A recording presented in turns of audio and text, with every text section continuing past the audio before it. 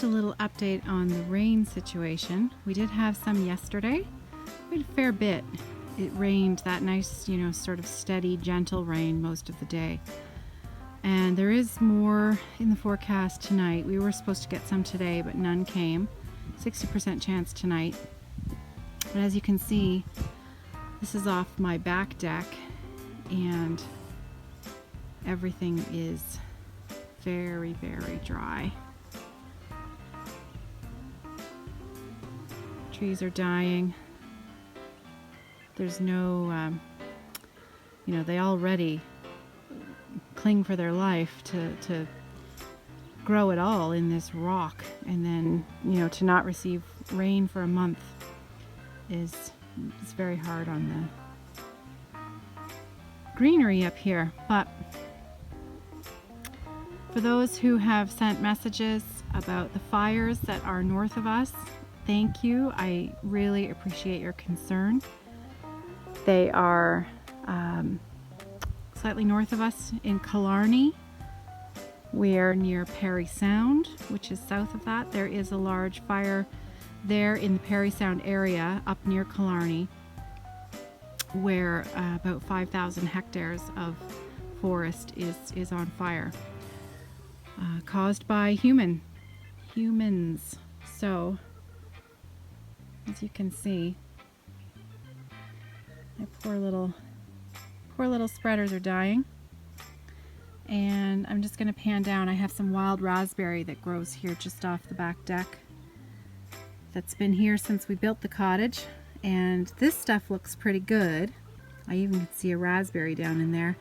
But then further along down there, that's the part that gets full sun most of the day, and it is completely dead. So those canes are gone. They won't come back. But that's okay. Wild raspberry is pretty hardy. It'll spring back next year. There's a few little sumacs there, little baby sumac plants that seem to have perked right up with the rain that we had yesterday. So it looks like they'll be doing okay. Anyway, enough of the weather update. Time to talk about some stitching. So let's go inside. Okay, this is take 4. And I'm gonna go with this one because it's already 4:15, and I have a little boy who would like to be going for a swim and playing games instead of being relegated out to the breeze room to wait for his mother to have a chat with her friends. Anyways, let's get on with it. Carrying on.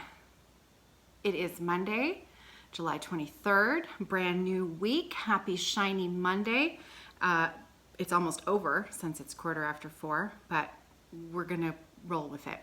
I'm a little late today. If this is the first time that you're joining me for a chat today, just a little bit about myself. My name is Caroline, and I live on an island in Georgian Bay in the summer. That is Georgian Bay, Ontario in Canada. And we live off the grid for 2 to 3 months of the summer. I live up here with my children, and I move my small business up here, and I work from here. Things are a little interesting when you're living off the grid, so we rely on propane and solar and a gasoline power generator when all else fails, and we really need that little bit of power. Because I'm a stitcher, lighting is important to me, and I'm always asked, what do you do for light? Because our lights in here, they are propane. We have propane lights. They do not provide a very bright light. So I brought my light just in case anyone was interested. This is what I use. I think it's just a knockoff Ott light. That's all it is. It's one of those LED lights that flip up, and it plugs in, and it is powered by my solar panels. And because it's LED, it barely uses any power, which means that I can stitch well into the night. And this past week, I have been stitching well past 1 a.m. a few nights in a row, and it's been awesome. So if you're brand new here, welcome, and thanks for joining me. I hope you like it and stick around. So let's get to it. I have a few things to share today. So my show and tell today is a little bit different, but I thought that you would find it a bit fun. This is something that my kids found a while ago, and we keep it up on the top of the shelf that's behind me with our lights because it's so cool. We have beavers up here, and there is actually a beaver dam that is out in the bay just across from my father-in-law's cabin, and maybe one day I'll get out in the boat, which isn't my favorite thing to do, but for you guys, I might just do it. I'll get out in the boat and have John take me over so that I can take some pictures of it to share with you because it's pretty cool. It's a pretty cool beaver dam. My father-in-law is not a big fan of the beaver because he goes underneath the dock and he chews up all of the flotation devices that are underneath the dock. So he's not a big fan. I, however, think the beaver is kind of cool.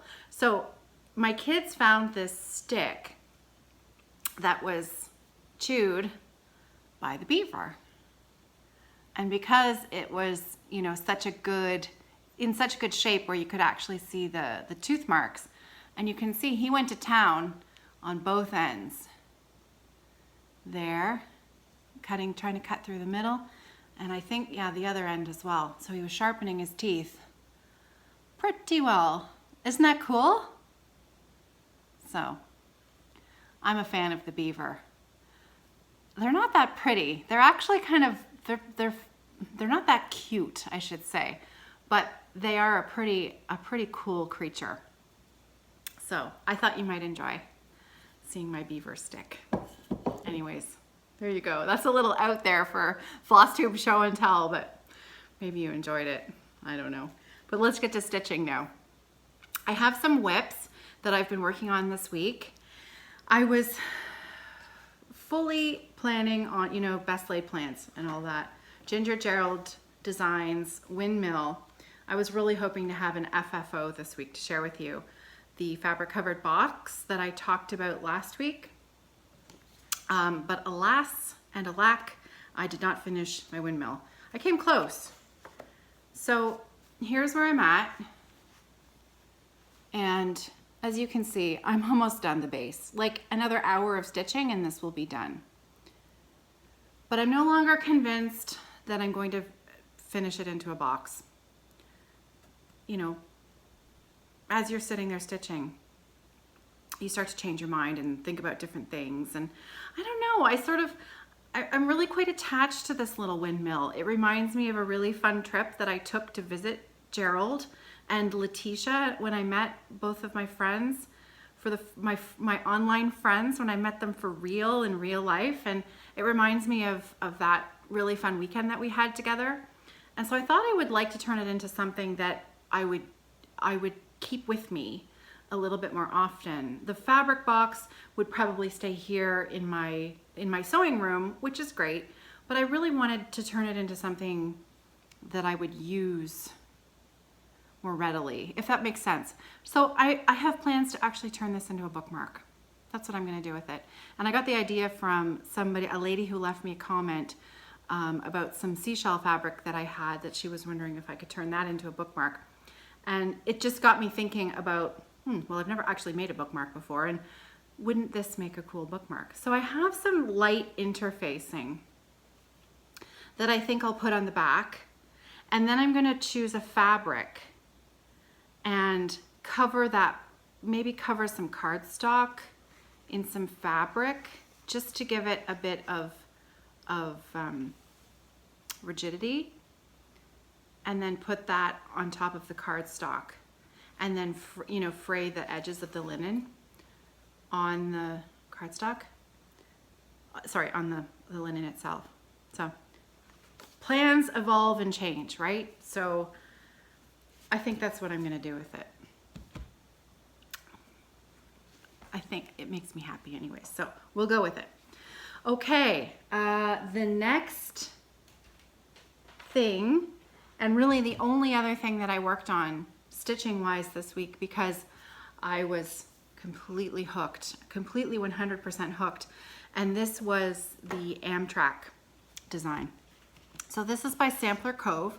This was the design that I was working on for Friday Off the Grid, the Stitch With Me videos that I put out on Friday. This was the one I used for last Friday's video. So here's a picture of what it's going to look like finished. So this again is Sampler Cove, and the pattern name is Amtrak, and it doesn't have anything to do with the rail line. It apparently is a conglomeration of the names of two of her friends. And I love how all of the borders are different,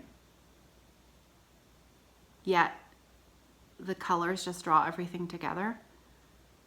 So, and I'm pretty sure that I have this the wrong orientation because I have it on my frame the correct orientation. So I always start from the bottom left corner, usually.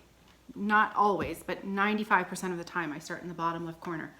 So when I showed this last week, I showed it this way, but actually this is the right way up because I did start it from the bottom. Ta-da! So I got a lot done. I'm gonna put in a picture here of what it looked like a week ago. So 1 week ago today, right here.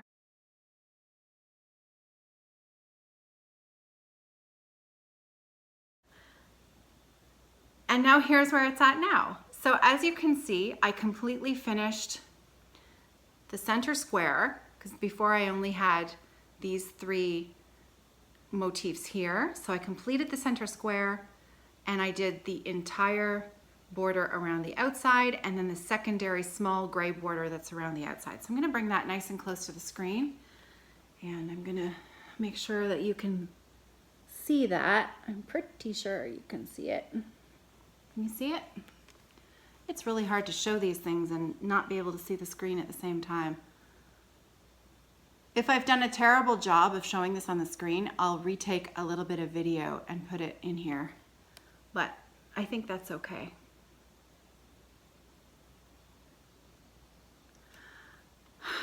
I loved working on this, and this was the reason for many light nights this week because I just couldn't put it down. It was just so fun to stitch. So I'm stitching this on a 25 count even weave. It's slightly off white. It's definitely not white, but it's not cream. It's just an off white. Does that make sense? It makes sense. You know what I mean. And I'm using a discontinued silk thread that was dyed by Vicki Clayton many years ago. Unfortunately, is no longer sold. This pattern only uses 3 colors. You could stitch it with whatever you wanted. Cotton, a variegated cotton, or 3 different silks that you like. There are so many beautiful fabrics, beautiful threads out there to choose from that really options are limitless, really. So I am extremely pleased with this progress for 1 week. So this one is now going to be put away because I achieved actually more than I wanted to on this piece for the amount of time that I put into it. So whether or not I get back to it this summer, I hope to. That's the plan. But if I don't, I'm still really pleased with what I got done. So that brings me to what I have planned for this week and the week after. I am not going to record a video next Monday because my sister-in-law Kathy is coming with Clara, her daughter, my niece Clara. They're coming for a visit next week. They're coming to stay with me, and I would like to be able to spend as much time with them and not, you know, having to be busy elsewhere other than spending time with them. So I will probably record a little bit of video with Clara because I did that last year and I thought it might be fun to update her stitching because she started stitching about 1.5 years ago as well, and she's just a sweetheart. So I thought that that would be a fun thing to do. So the pieces that I would like to concentrate on for the next 2 weeks are, and this is exciting. Okay, now I don't have, oh yeah, I do. I'll do this one first. Okay, so a few months ago, I started Plum Street Samplers, A Yuletide Welcome. So that's this one here. That massive house in the middle just thrills me to bits. And prepare to be completely underwhelmed because my progress on this is mostly just a giant piece of fabric. It really is quite pathetic. I started in the bottom left corner and that's all I have. Just a teeny tiny little bit of the green border. That's it. So it's time to put some more stitches into this. This is a 28 count, oh, what's it called? Doubloon, sorry. Picture this plus doubloon linen, 28 count cashel linen in the doubloon colorway, which I absolutely love. You can sort of see the modeling, the color of the fabric. So this is the, that's backwards. That's the back. There's the front. 28 count. So this piece is probably twice as big as what I need because I am stitching this one thread over one on this piece of fabric. So it's going to be quite a lot smaller than the original design called for. Now I have a question about this. If you have stitched this, maybe you can answer my question. So the words in the bottom, A Yuletide Welcome to Thee, in the picture, they are very clearly, the background is stitched. Can you see? See how the background is a paler off-white than the color of the linen? But in the chart, it's open. There's no symbol there for a color. So I'm wondering if anyone knows what Paulette did here. Did the model stitcher just decide to fill it in? Did Paulette fill it in and forget to put the symbol in? I could probably do a Google search, but I figured it might be faster to ask you, and maybe someone just already knows the answer faster than I can, spend an hour of research time trying to figure that out. And I'm sure I could just do whatever I wanted, but I'd kind of like to know what color it was, whether there's a basic idea, because I am following the Gentle Arts and the Weeks Dye Works and whatever variegated cottons that were called for in this pattern. So I'm curious to know what that color was that was used in there. So if anyone knows the answer to that, I'd really appreciate it. So that is, got a few of my dog's hairs on me. I have a giant golden retriever, and sometimes the hairs, they just go where they want to go. So that's plan one. Plan two is to get back to my Northern Expressions needlework, shades of blue. I have just been looking forward to this. And the reason why I'm bringing this one back this week is because Kathy is also stitching this. And I thought it would be fun if she happened to bring hers up, then we could be working on them together. So this is how far I've gotten. And now strangely enough, remember I said 95% of the time I start in the bottom left? Well, here I did not. Here I started in the center of the top. So completely different. Center top, and then I worked my way out. So this is a Northern Expressions needlework, shades of blue, and I am using the called for Dinky Dyes silks that the pattern calls for in this design, and I'm stitching it on a 40 count white linen. And it is, it's so stunning. I really can't wait to get back to it. So I hope that I have as much progress on this one as I've had with Amtrak over the next week. So that leads me to a couple of other things that I wanted to talk about. I had a question from someone, and I'm sorry, I can't remember your name, but she asked me about starting in the bottom corner. It was specifically a question about starting in the bottom corner because she was always taught to start in the very middle of the design. And that's how I was taught as well, because when I started stitching, I worked from kits, the dimensions kits and things like that. And they always tell you to start in the middle of the design. Sometimes I do still start from the middle of the design. The Ink Circles Forest Flower design, I definitely started in the middle of that, and I'm working my way out. And she wanted to know how I was confident that I would have enough fabric when I started in the corner. And that's just measuring twice, making sure that the orientation of your fabric is the right way up, because I have made that mistake before and stitched it lengthways instead of widthways, and that's disastrous. So you want to make sure that your fabric is the right way up. You want to make sure that you have an extra 3 inches on each side, so you're adding 6 inches total to the width of your design. So you've got 3 on each side. And then you measure in 3 inches in and 3 inches up, and that's your starting point. There is actually a small tool that you can buy that's been made and put out by Blue Ribbon Designs called the Stitch Starter, and it is a very small thin piece of plastic that is it's just a 3-inch square, and if you lay that in the corner of your fabric, it tells you exactly where that 3-inch mark is to start your design. Some people only use 2 inches, so if 2 inches is your thing, if that leaves you enough, then that's all you have to do. You just have to make sure that you've got enough fabric all the way across for your design.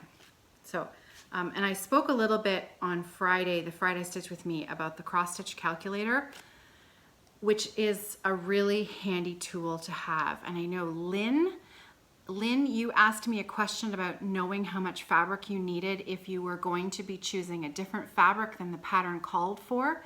The cross stitch calculator allows you to plug in the exact information for the type of fabric that you're using. So if you are using an 18 count Aidah, you will plug in the stitch count of the design. So it is, let's say for example, it's 150 stitches wide by 200 stitches high. I'm using 18 count Aidah fabric, so I'm stitching 2 threads over 2, and it's very clear in there. It helps you out a little bit to help you determine, you know, whether it's 2 over 2 or 1 over 2 or 1 over 1. And then you hit the calculate button, and it tells you exactly the size of fabric that you need specifically for the type of fabric that you are using. So it's a really, really handy thing. All you have to do is Google cross stitch calculator, and it'll come up for you. It's a really, really great tool. So I hope that helps someone. The other thing that I wanted to clarify, on Friday I talked about the different kinds of linen, and you know, I received a comment from the Needlebug, and she did an amazing job at clarifying what I said. And so I would really like to read, and I believe her name is Karen at the Needlebug, and she's a smart lady. She's a really, her comment is really clear. So I'm just gonna read it word for word what Karen said, and I hope that this also clarifies what I was talking about on Friday, because I sort of got it a little bit wrong, and I may have confused a few people. So, she says, this is talking about the difference between linen and Aidah, okay? All of our cross stitch and counted thread fabrics are even weave. So I said the difference between even weave and linen. Even weave being man-made and linen being a natural substance, okay? So it's not really, that's not really true. They are all even weave. They have the same number of warp and weft threads. So warp threads are the threads that go this way, and the weft threads are the ones that go this way, okay? So warp and weft, okay? The difference between the fabrics is the type of weave and the fiber content. Aidah is 100% cotton and has a multiple strand weave that we also readily recognize. So it has lots of little threads together, bunched together in the warp and in the weft, so that you can easily see the holes that separate them. Linen is made from flax, and the weave being a single strand type of weave of the flax fiber, so it's made from flax. Lugana, Jobelin are all man-made blends of fabric. such as cotton and polyester or viscose, to name just a few, and again, a single strand of fiber type weave. So Lugana and Jobelin, if I have this right, they are a single strand, whereas Aidah is a multi-strand that's grouped together in the warp and the weft. I hope I've got that right. The industry has denoted the classifications of fabric into Aidah, linen, and even weave for lack of a better way to categorize them. However, under the true definition, all of our fabrics are even weave unless otherwise stated. So unless it says it's a 52-60, which is an example that Karen gives here, that might be an uneven weave fabric. So you'd have more one way than the other, if that makes sense. So the difference really is the type of fiber that it's made out of. Aidah is cotton, linen is flax. I hope I've got this. I hope that I've explained this to the best of my knowledge. I am certainly no expert. I am an amateur crafter. I have spent many years doing it. So when I pass on stuff that I have been doing myself for many, many years, you know, sometimes I'm not always going to get it right either. So I really appreciate that Karen took the time and sent me that comment. And I hope that it helped you. And Karen, I hope I got it right this time. Please let me know if I didn't. And I'll try again. So anyways, that's it for whips.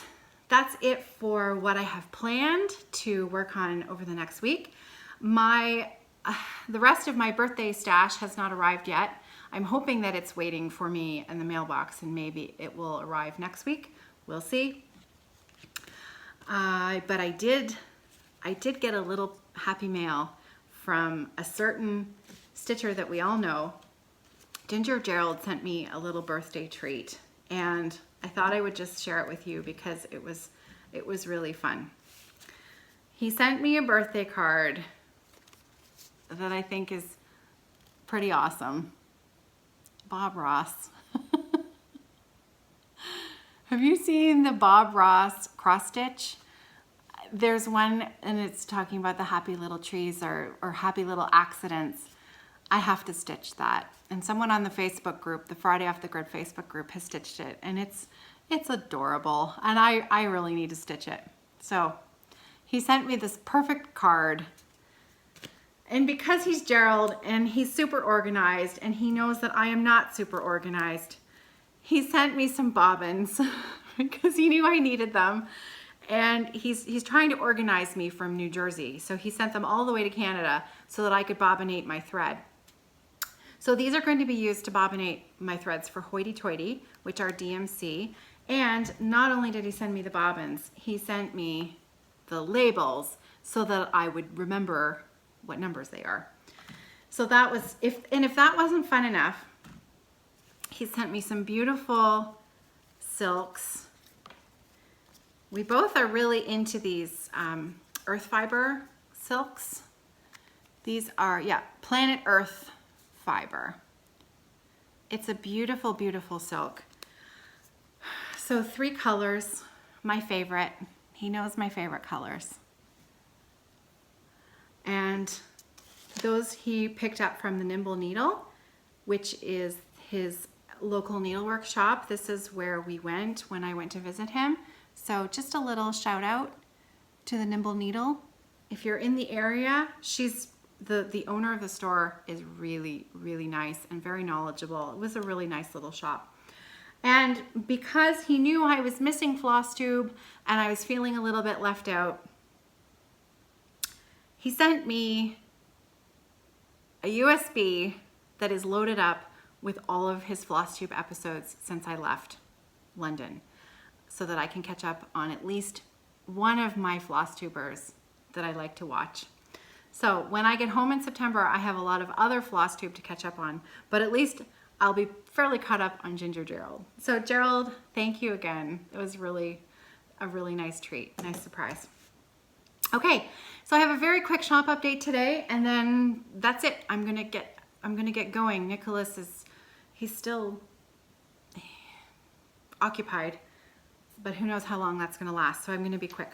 So if you're new here, I started a project bag business with my sister-in-law last year. The name of our small business is Evertote. You can find us on Etsy, www.evertote.com. And we make project bags, all kinds, for stitchers and knitters. And so I have a few new things in the shop this week to share with you, so I just thought I'd give you a quick peek. The first thing is now I know I'm Canadian, but I know I have a lot of American friends. And so when I saw this American fabric, I purchased this along with the other USA fabric that I made into bags about a month ago. And this fabric didn't translate as well as I had hoped into the cross stitch tote because of the lie of the print. It was very, very finicky to try and get it straight. And I didn't want to have a lot of wastage of the print because, well, I thought it was pretty cute. But it works really well as a slightly oversized notion tote. So it is just the perfect size for all of your scissors and threads and bobbins and all kinds of little bits and bobs that you have. I've got a nice white lining on the inside. And then this I have paired with a needle magnet. So it's fabric covered needle magnet and it matches the print. Some of the magnets will have the blue star and others will have the double flag there. So if you prefer one over the other, just let me know. So I thought that was pretty cute. Just the small size, little guy. Kathy delivered some wedge totes last week. She sent them up with my parents, so we have some lovely new wedge totes. This print in particular is so fun. It's a little bit retro, a little bit 60s, bright and cheerful and colorful. And check out the liner. Look at that. Cute little small print. Now this is a wedge tote. This is which means it has a boxed bottom. So it fits an 8-inch square Q-snap or a hoop, a smaller hoop with plenty of room for your threads and your pattern and all kinds of other goodies, you know, chocolate, things like that. Our bags are made with quilt batting, cotton batting, and there are no exposed seams on the inside. Now, because we also make bags for knitters, two of these sets, Kathy has made a matching Dpn holder. Okay, now what a Dpn holder is, basically, if you're a knitter, it holds you get a sneak peek of my mitten here that I'm working on.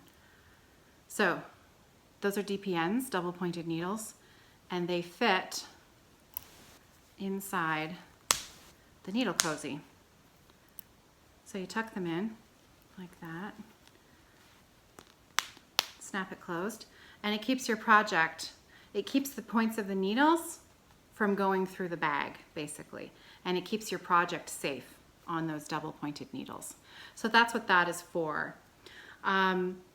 If you are a stitcher and not a knitter, but you love the bag, but you're not interested in the Dpn holder, send me a message and I will happily take that out of the set because I can sell it separately or keep it myself because they're awfully cute, useful little things. I use them all the time.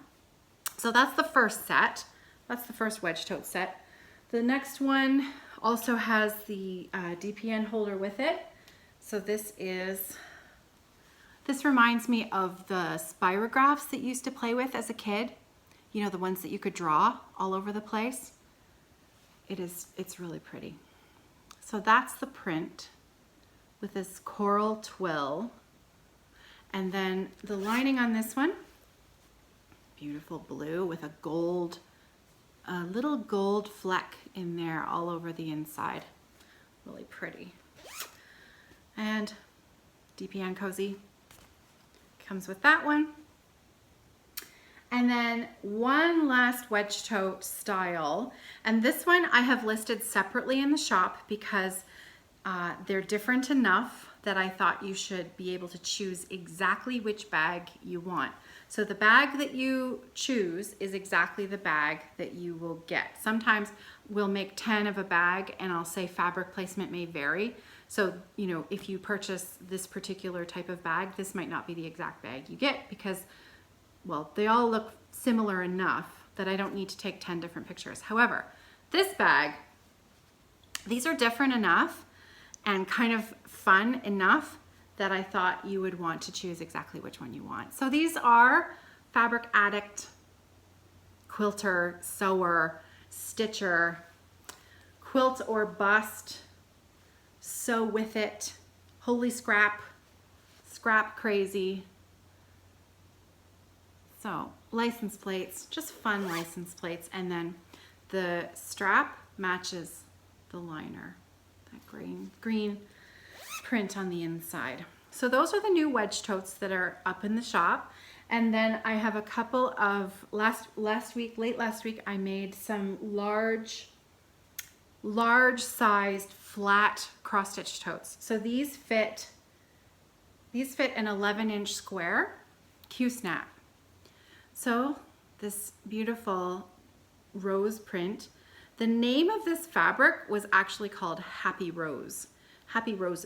So that's just what I called the bag. So Happy Roses with a pink polka dot on the bottom. It's blowing out a little bit there. So pink polka dot on the bottom. It comes with a pink polka dot notions tote. There is a white liner on the inside. And then this one comes with a really sweet little polka dot fabric needle magnet. So cute. You know, I wish I had enough. I would want to keep one of everything that you make, right? So, oh, this one, I love this one.